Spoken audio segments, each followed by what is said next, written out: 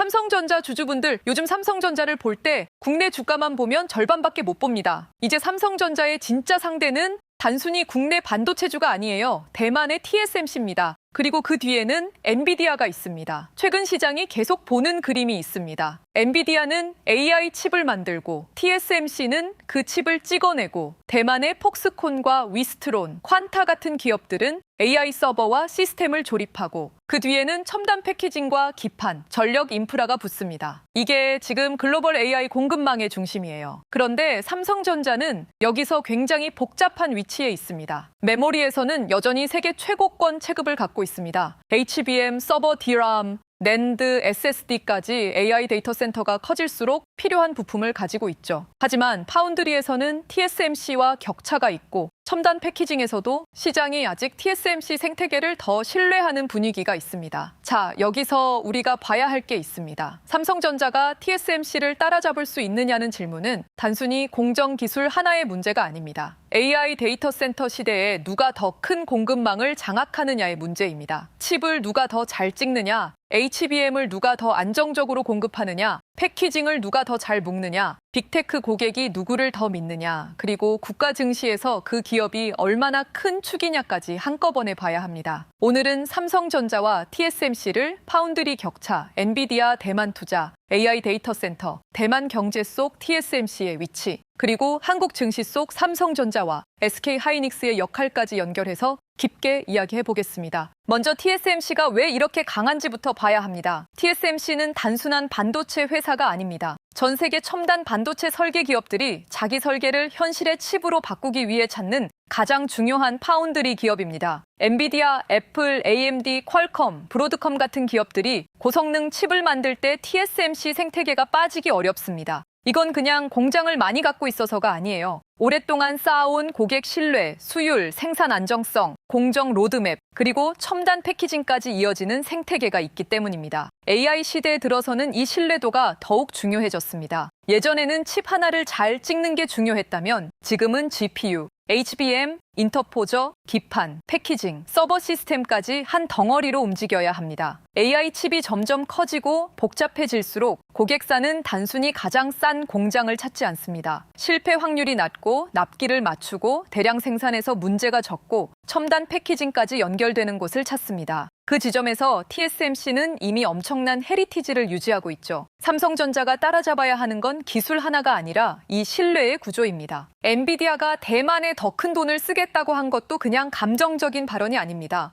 AI 반도체는 혼자 만드는 산업이 아닙니다. 엔비디아가 설계를 잘한다고 끝나는 게 아니에요. 그 설계를 실제 칩으로 만들어야 하고 HBM과 묶어야 하고 서버 보드에 올려야 하고 데이터 센터에 대량으로 깔아야 합니다. 그러려면 공급망 전체가 한 몸처럼 움직여야 합니다. 대만은 이 부분에서 굉장히 강합니다. TSMC가 있고 폭스콘과 위스트론, 퀀타 같은 서버 제조 파트너가 있고 반도체 패키징과 부품 생태계가 연결돼 있습니다. 엔비디아 입장에서 대만은 칩을 찍는 곳이면서 동시에 AI 서버를 현실로 만드는 제조 허브입니다. 이게 무서운 겁니다. 삼성전자가 TSMC를 따라잡을 수 있느냐를 볼 때 파운드리 공정만 비교하면 너무 좁게 보는 거예요. TSMC 뒤에는 대만 전체 공급망이 있습니다. 엔비디아는 그 공급망을 더 강하게 묶고 있고요. 삼성전자가 진짜 따라잡으려면 메모리 하나, 파운드리 하나를 넘어서 AI 시스템 전체 공급망 안에서 자기 자리를 더 크게 만들어야 합니다. 그럼 삼성전자는 불리하기만 할까요? 그건 아닙니다. 삼성전자에게도 TSMC가 갖지 못한 강점이 있습니다. 바로 메모리입니다. TSMC는 파운드리에서는 압도적이지만 HBM과 DRAM을 직접 만드는 회사는 아닙니다. AI 데이터 센터가 커질수록 GPU만 필요한 게 아닙니다. GPU 옆에는 HBM이 필요하고 서버 전체에는 고용량 DRAM이 필요하고 저장 장치에는 낸드와 SSD가 필요합니다. 여기서 삼성전자는 여전히 큰 카드를 갖고 있습니다. HBM에서 SK 하이닉스가 앞서 있다는 평가는 있지만 삼성전자는 DRAM, 낸드, 서버, SSD, 패키징, 파운드리까지 넓은 포트폴리오를 갖고 있습니다. 쉽게 말하면요, 제 TSMC는 AI 칩을 찍어내는 강력한 공장 플랫폼이고, 삼성전자는 AI 데이터 센터에 들어가는 메모리와 반도체 부품을 넓게 공급할 수 있는 종합 플레이어입니다. 경쟁의 축이 조금 다릅니다. 삼성전자가 TSMC를 단번에 파운드리에서 이긴다는 그림은 쉽지 않습니다. 하지만 AI 데이터 센터가 메모리 중심으로 더 커질수록 삼성전자는 다른 방식으로 가치를 키울 수 있습니다. 그 지점이 중요합니다. AI 데이터 센터 이야기를 조금 더 해볼게요. 요즘 AI 개발이 빨라질수록 데이터 센터는 단순한 건물이 아닙니다. 거대한 전력 소비 시설이고 반도체 집합체이고 냉각 시스템이고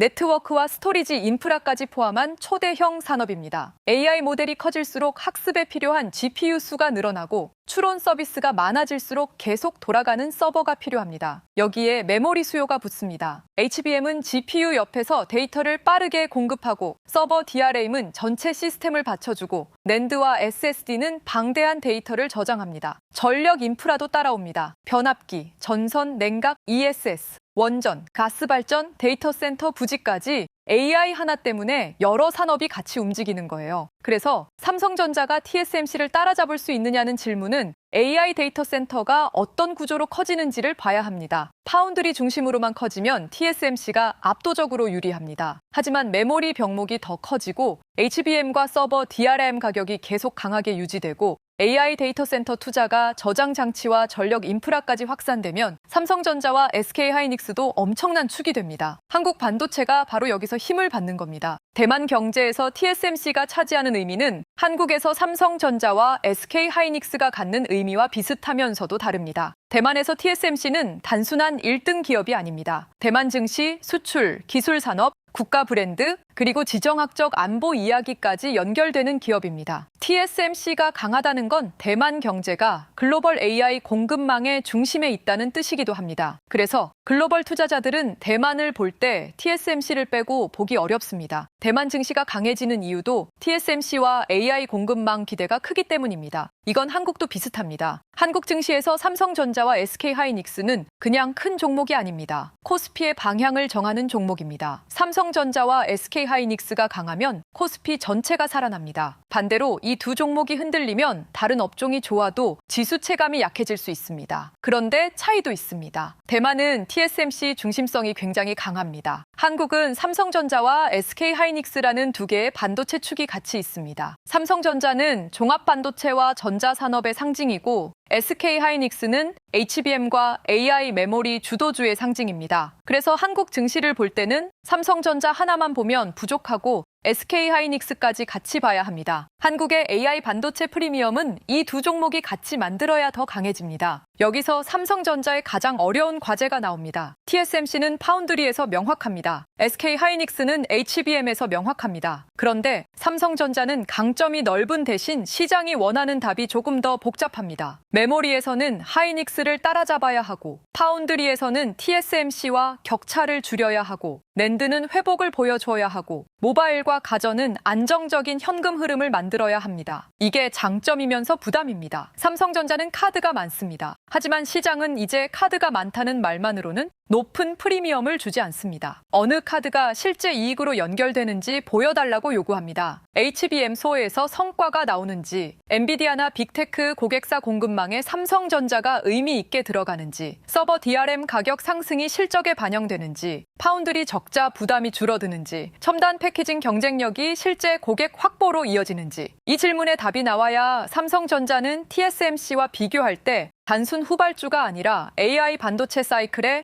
또 다른 핵심 축으로 인정받을 수 있습니다. 패키징 이야기를 조금 더 해야 합니다. AI 반도체에서는 패키징이 점점 중요해지고 있습니다. 예전에는 칩을 얼마나 미세하게 만들 수 있느냐가 가장 중요한 경쟁처럼 보였습니다. 물론 지금도 중요합니다. 그런데 AI 시대에는 좋은 칩 여러 개를 어떻게 붙이고 얼마나 빠르게 데이터를 주고받게 하고 열을 어떻게 관리하느냐가 점점 더 중요해지고 있습니다. GPU와 HBM을 가까이 붙이고 데이터 병목을 줄이고 전력 효율을 높이는 게 핵심이거든요. TSMC가 강한 이유 중 하나도 첨단 패키징 생태계가 강하기 때문입니다. 엔비디아가 TSMC를 선호하는 건 공정 때문만이 아니라 칩넷과 패키징, 대량 생산 안정성까지 연결되기 때문이에요. 삼성전자도 여기서 반드시 강해져야 합니다. 메모리만 잘 만들어서는 부족합니다. HBM을 GPU와 잘 묶을 수 있는 패키징 역량, 고객사 요구에 맞춘 통합 솔루션, 수율과 납기 신뢰가 같이 필요합니다. 여기서 삼성전기가 하는 기판, 소부장 업체들의 소재와 장비, 후공정과 테스트 업체들의 역할도 커집니다. 삼성전자가 TSMC를 따라잡는다는 건 삼성전자 혼자만의 문제가 아니라 한국 반도체 생태계 전체가 같이 따라붙어야 하는 싸움입니다. SK하이닉스의 역할도 중요합니다. 삼성전자와 TSMC를 비교하는 영상이지만 한국 입장에서는 SK하이닉스를 빼놓을 수 없습니다. 왜냐하면 지금 한국 반도체 프리미엄의 가장 선명한 증거가 SK하이닉스의 HBM이기 때문입니다. 하이닉스가 엔비디아 AI 서버 수요와 연결되면서 한국 메모리의 가치를 먼저 증명했습니다. 이건 삼성전자에게도 나쁜 일만은 아닙니다. 하이닉스가 먼저 한국 메모리의 프리미엄을 열어주면 삼성전자도 뒤따라 재평가받을 수 있는 길이 생깁니다. 물론 투자자 입장에서는 삼성전자가 하이닉스보다 늦었다는 점이 답답할 수 있습니다. 하지만 시장 전체로 보면 하이닉스의 강세는 한국 반도체가 AI 사이클의 핵심 축이라는 점을 보여주는 증거입니다. 삼성전자는 이제 그 안에서 자기 몫을 증명해야 하는 단계입니다. 하이닉스가 HBM 주도주라면 삼성전자는 HBM 후발 회복과 메모리 전체 체급, 그리고 파운드리 방역 가능성을 동시에 보여주어야 합니다. 둘이 같이 강해질 때 한국 증시는 TSMC 중심의 대만 증시와 다른 방식의 AI 반도체 프리미엄을 만들 수 있습니다. 외국인 수급도 이 비교에서 빠질 수 없습니다. 외국인은 TSMC를 볼 때 대만 AI 공급망 전체를 봅니다. TSMC가 강하다는 건 엔비디아, 애플, AMD, AI 서버, 제조 생태계가 대만 안에서 강하게 연결돼 있다는 뜻으로 봅니다. 반면 한국을 볼 때는 삼성전자와 SK하이닉스를 같이 봅니다. 삼성전자는 코스피 대장주이자 종합 반도체 기업입니다. SK하이닉스는 HBM 주도주입니다. 외국인이 한국 반도체를 다시 크게 사려면 이 두 종목이 같이 설득력을 줘야 합니다. 삼성전자가 HBM에서 신뢰를 회복하고 SK하이닉스가 HBM 프리미엄을 유지하고 DRAM 가격이 강하고 낸드가 회복되고 환율과 금리가 안정되면 외국인은 한국 반도체를 다시 강하게 볼 수 있습니다. 그런데 반대로 삼성전자는 내부 갈등과 파운드리 부담이 계속되고 하이닉스는 너무 높은 프리미엄에 대한 부담이 커지고 환율이 불안하면 외국인은 대만이나 미국 AI 반도체 쪽을 더 편하게 볼 수 있습니다. 그러니까 삼성전자가 TSMC를 따라잡는 과정은 기술만의 싸움이 아닙니다. 외국인 자금이 어느 시장에 더 높은 프리미엄을 주느냐의 싸움입니다. 여기서 데이터 센터 전력 문제도 봐야 합니다. AI 개발이 빨라질수록 데이터 센터 전력 수요는 계속 커집니다. GPU가 많이 들어가고 HBM이 많이 들어가고 서버가 많아질수록 전기와 냉각이 따라와야 하죠. TSMC와 대만 공급망이 강한 건 맞지만 대만도 전력과 물, 지정학 리스크라는 부담이 있습니다. 대만은 첨단 반도체 생산이 집중된 만큼 전력 안정성과 지정학적 긴장에 민감할 수밖에 없습니다. 이건 한국도 마찬가지입니다. 삼성전자와 SK하이닉스가 HBM과 서버 메모리 생산을 늘리려면 전력 인프라, 용수, 공장 증설, 장비 반입, 인력 확보가 필요합니다. 그러니까 AI 반도체 경쟁은 이제 공장 안의 문제가 아닙니다. 국가 인프라 경쟁입니다. 전력망을 누가 더 안정적으로 깔 수 있느냐, 데이터 센터를 누가 더 빠르게 지을 수 있느냐, 반도체 공장을 누가 더 안정적으로 돌릴 수 있느냐, 이 싸움으로 바뀌고 있습니다. 삼성전자가 TSMC를 따라잡으려면 회사만 잘해서는 부족합니다. 한국의 전력 인프라, 반도체 클러스터, 소부장 생태계, 정책 지원까지 같이 움직여야 합니다. 그럼 삼성전자는 TSMC를 실제로 따라잡을 수 있을까요? 냉정하게 말하면 파운드리에서 단기간에 TSMC를 완전히 따라잡는 그림은 쉽지 않습니다. TSMC는 고객 신뢰와 생태계, 수율, 패키징에서 이미 너무 큰 우위를 갖고 있습니다. 이 격차는 말 한마디나 목표가 상향으로 좁혀지는 게 아니에요. 시간이 필요하고 실제 고객 수주가 필요하고 수율 개선이 필요하고 반복된 성공 사례가 필요합니다. 하지만 삼성전자가 완전히 기회가 없다는 뜻은 아닙니다. 삼성전자는 TSMC와 다른 길로 경쟁할 수 있습니다. 메모리에서 더 강하게 치고 나가고 HBM4에서 방역하고 서버 DRM과 낸드 회복으로 이익 체력을 키우고 파운드리에서는 특정 고객과 특정 공정에서 의미 있는 성과를 쌓는 방식입니다. 처음부터 TSMC 전체를 이기겠다는 싸움보다 AI 공급망 안에서 삼성전자의 필수성을 키우는 싸움이 더 현실적입니다. 고객사 입장에서도 TSMC 하나에 모든 것을 맡기는 건 리스크입니다. 공급망 다변화는 계속 필요합니다. 삼성전자가 기술과 수율, 납기 신뢰를 보여주면 일부 영역에서는 충분히 기회를 잡을 수 있습니다. 투자자 입장에서 보면 이 질문은 결국 이렇게 바뀝니다. 삼성전자가 TSMC를 완전히 따라잡을 수 있느냐보다 TSMC가 가져가는 AI 프리미엄 중 삼성전자가 얼마나 가져올 수 있느냐가 중요합니다. TSMC는 파운드리 프리미엄을 받습니다. SK하이닉스는 HBM 프리미엄을 받습니다. 삼성전자는 아직 종합 반도체 프리미엄을 다시 받을 수 있는지 검증받는 단계입니다. 그 프리미엄이 붙으려면 삼성전자에게 세 가지가 필요합니다. HBM 썰에서 확실한 고객 신뢰, 서버 디램과 낸드 가격 회복에 따른 이익 증가, 파운드리와 패키징에서 할인 요인을 줄이는 성과, 이 세 가지가 맞물리면 삼성전자는 TSMC를 단번에 넘어서지 못하더라도 지금보다 더 높은 평가를 받을 수 있습니다. 반대로 이 세 가지가 흐릿하면 삼성전자는 계속 이런 평가를 받을 수 있습니다. 체급은 큰데 AI 공급망 프리미엄은 TSMC와 하이닉스가 더 많이 가져가는 회사. 이렇게 되면 주가는 오르더라도 상대적인 매력은 제한될 수 있습니다. 삼성전자가 진짜 바뀌려면 이 이미지를 깨야 합니다. 소부장과 밸류체인도 같이 봐야 합니다. 삼성전자가 TSMC를 따라잡는다는 건 삼성전자 주가만 오르는 일이 아닙니다. 한국 반도체 장비, 소재, 부품, 패키징, 테스트, 기판 업체들이 같이 강해져야 합니다. HBM을 늘리려면 전공정만 중요한 게 아닙니다. 후공정, 본딩, 검사, 패키징, 기판, 열관리 소재까지 전부 필요합니다. AI 데이터 센터가 늘어나면 전력 장비, 변압기, 전선, 냉각,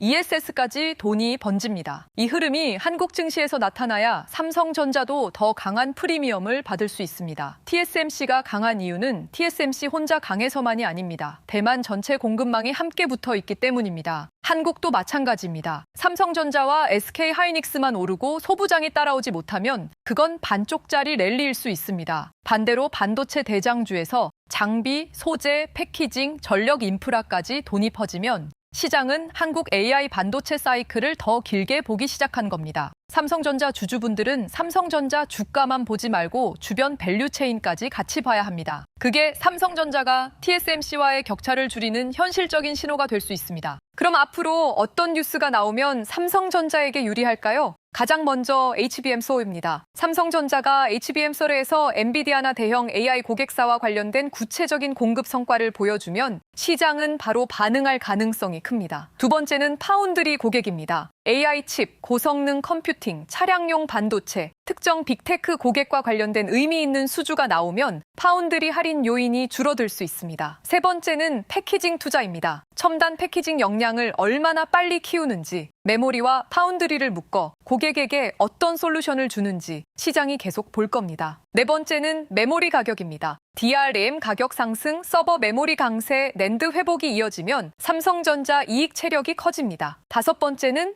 외국인 수급입니다. 외국인이 삼성전자를 다시 강하게 사기 시작하면 그건 단순 매수가 아니라 삼성전자의 AI 반도체 프리미엄을 다시 인정하기 시작했다는 신호일 수 있습니다. 그리고 마지막으로 내부 안정성입니다. 노사 갈등, 성과급 논란, 사업부 간 불만이 줄어들어야 고객사와 투자자가 더 편하게 삼성전자를 볼 수 있습니다. 삼성전자 주주분들, 오늘 이야기를 이렇게 가져가시면 좋겠습니다. 삼성전자가 TSMC를 따라잡을 수 있느냐? 이 질문에 대한 답은 단순하지 않습니다. 파운드리만 놓고 보면 TSMC의 벽은 여전히 높습니다. 엔비디아와 대만 공급망은 더 강하게 묶이고 있고 대만 경제에서 TSMC의 상징성은 한국 증시에서 삼성전자와 SK하이닉스가 갖는 의미만큼이나 큽니다. 하지만 삼성전자에게도 길은 있습니다. TSMC와 똑같은 방식으로 이기는 게 아니라 AI 데이터 센터 시대에 메모리와 패키징, 서버 드램, 낸드, 그리고 파운드리 회복을 묶어서 삼성전자만의 종합 반도체 프리미엄을 만드는 겁니다. 지금 시장은 삼성전자에게 말보다 결과를 요구하고 있습니다. HBM4에서 결과가 나오는지, 엔비디아와 빅테크 공급망에서 삼성전자의 자리가 커지는지, 파운드리 적자 부담이 줄어드는지, 패키징과 소부장 생태계가 같이 커지는지, 그리고 외국인이 다시 삼성전자를 사는지, 이 흐름이 살아나면 삼성전자는 TSMC를 당장 넘어서는 게 아니더라도 지금보다 훨씬 더 높은 평가를 받을 수 있습니다. 반대로 이 흐름이 흐릿하면 삼성전자는 계속 비교당할 겁니다. TSMC는 파운드리에서 앞서가고 SK하이닉스는 HBM에서 앞서가는데 삼성전자는 무엇으로 프리미엄을 받을 것이냐는 질문을 계속 받게 됩니다. 그래서 앞으로 삼성전자 영상에서 우리가 봐야 할 건 단순한 목표가가 아닙니다. AI 데이터 센터가 어디에 지어지는지, 엔비디아가 누구와 손잡는지, TSMC 생태계가 얼마나 강해지는지, 삼성전자가 HBM4와 패키징에서 어떤 방역을 보여주는지, 그리고 한국 반도체 소부장과 전력 인프라로 돈이 번지는지, 이걸 같이 봐야 합니다. 삼성전자는 아직 끝난 회사가 아닙니다. 다만 예전처럼 이름값만으로 프리미엄을 받는 시대도 아닙니다. 이제는 AI 반도체 공급망 안에서 자기 자리를 증명해야 하는 구간입니다. 그 증명이 나오면 삼성전자는 다시 한국 증시의 진짜 대장주로 평가받을 수 있습니다. 그렇다면 실제 투자는 어떻게 해야 할까요?